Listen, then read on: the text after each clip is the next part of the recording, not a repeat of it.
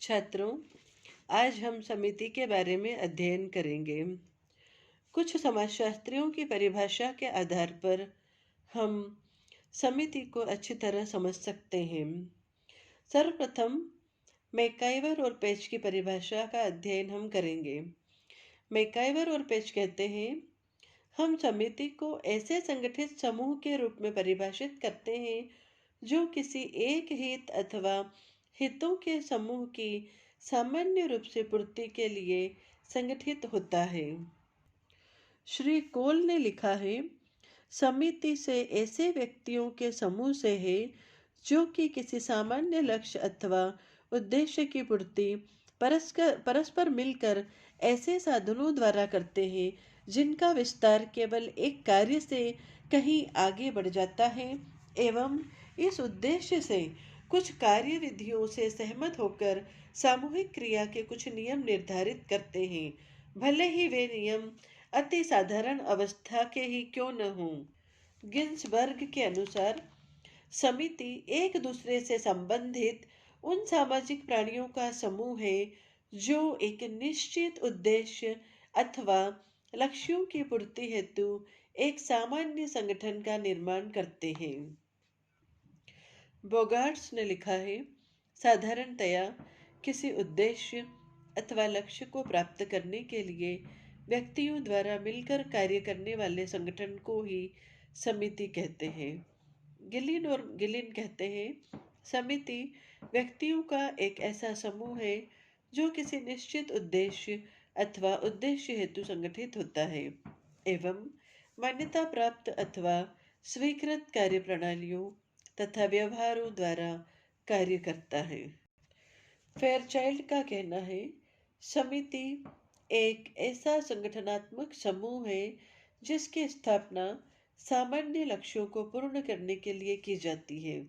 इसके स्वयं के कार्यकर्ता और आत्मनिर्भर प्रशासकीय संरचना होती है।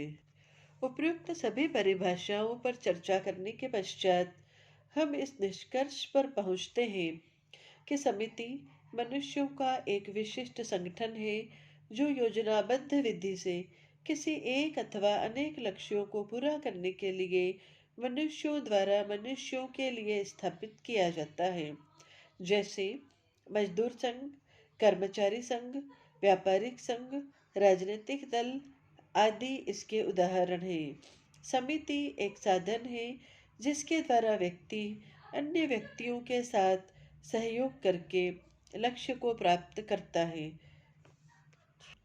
समिति प्राथमिक रूप से एक सामाजिक समूह है।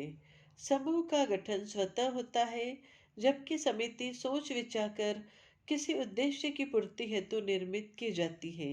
विशिष्ट कार्यों के लिए विशिष्ट समितियों का निर्माण होता है।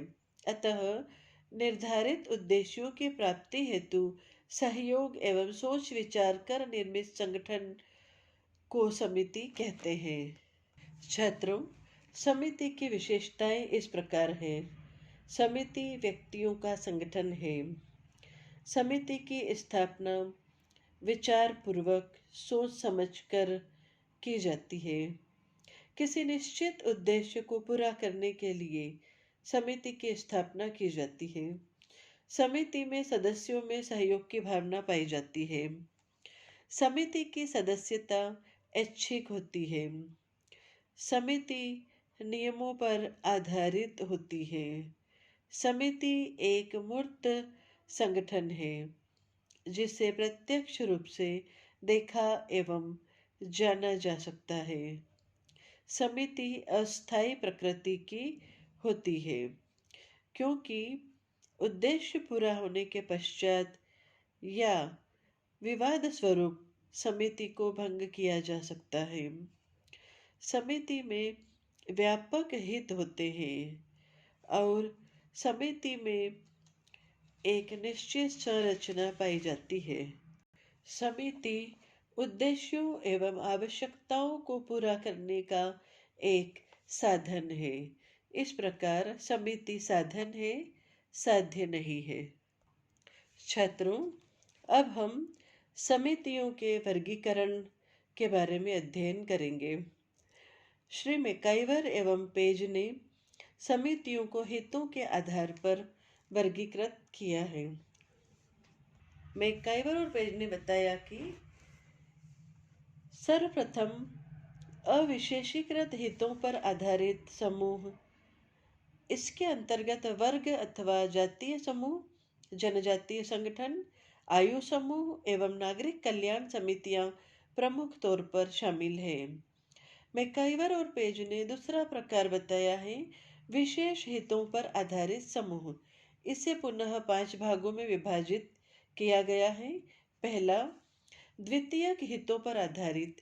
इसके अंतर्गत औद्योगिक, व्यापारिक, व्यावसायिक, बीमा, कृषि आदि से संबंधित समितियां शामिल हैं। दूसरा, राजनीतिक हितों पर आधारित। इसके अंतर्गत राज्य, नगरपालिका, राजनीतिक दल तथा प्रचारवादी समितियां आदि शामिल हैं। तीसरा, तकनीकी हितों पर आधारित। इसके अंतर्गत अनुसंधान समितियां एवं तकनीक से संबंधित समितियां शामिल हैं। चौथा, शैक्षिक हितों पर आधारित। इसके अंतर्गत विद्यालय, महाविद्यालय, सुधार गृह आदि से संबंधित समितियां शामिल हैं। और पांचवा है प्राथमिक संबंधों पर आधारित। इसके अंतर्गत क्लब, खेलकूद समितियां, धार्मिक समितियां आदि सम्मिलित हैं। छात्रों, समितियों को हम अलग प्रकार से भी वर्गीकृत कर सकते हैं। जैसे पहला है व्यापारिक समितियां। इसके अंतर्गत वे समितियां शामिल हैं जो अपने संयोजकों को अधिकतम लाभ पहुंचाने के उद्देश्य से निर्मित होती हैं। जैसे औद्योगिक प्रतिष्ठान, परिवहन एजेंसियां एवं व्यापारिक संघ आदि।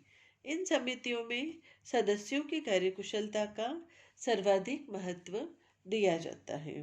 दूसरा है पारस्परिक लाभ प्रदान करने वाली समितियां। इस प्रकार की समितियों का उद्देश्य सदस्यों के विभिन्न प्रकार के लाभ प्रदान करना होता है। इसके अंतर्गत श्रमिक संघ, राजनीतिक दल, साहित्यिक संगठन, धार्मिक समितियां आदि शामिल हैं। छात्रों, तीसरा प्रकार है सेवा समितियां। इसके अंतर्गत वे समितियां आती है जिनका उद्देश्य सदस्यों को जनोपयोगी सेवाएं प्रदान करना है। जैसे कल्याणकारी संगठन, कानूनी सलाहकार संघ आदि। और चौथा प्रकार है सामान्य कल्याण समितियां। इस प्रकार की समितियों का उद्देश्य संपूर्ण समाज को कल्याणकारी सेवाएं प्रदान करना है। सरकार से संबंधित सभी प्रकार के संगठन, पुस्तकालय, संग्रहालय आदि महत्वपूर्ण उदाहरण हैं। छात्रों, अभी तक हमने जो अध्ययन किया है उसके आधार पर समिति के बारे में हम यह कह सकते हैं कि समिति में विशेष उद्देश्य को पूरा करने का तत्व देखने को मिलता है। इस प्रकार कहा जा सकता है कि समिति वह सामाजिक समूह है जो विशिष्ट रूप से निर्धारित उद्देश्य की पूर्ति हेतु संगठित की जाती है। यह समाज के सदस्यों द्वारा निर्मित सामाजिक संगठन है जो समाज एवं उसके सदस्यों की विशिष्ट आवश्यकताओं को पूरा करता है।